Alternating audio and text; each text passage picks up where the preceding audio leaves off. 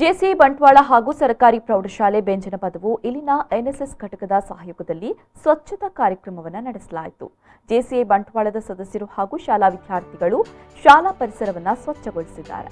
ಬಳಿಕ ಶಾಲಾ ಆವರಣದಲ್ಲಿನ ಮರದ ಕಟ್ಟೆಗಳಿಗೆ ಸುಣ್ಣ ಬಣ್ಣ ಬಳಿದು ಅಂದಗೊಳಿಸಲಾಯಿತು.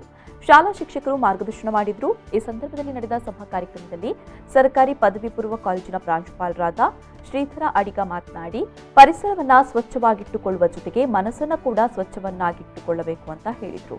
ಜೆಸಿಐ ಬಂಟ್ವಾಳದ ಅಧ್ಯಕ್ಷ ಉಮೇಶ್ ಆರ್ ಮೂಲ್ಯ ಅಧ್ಯಕ್ಷತೆ ವಹಿಸಿದ್ರು.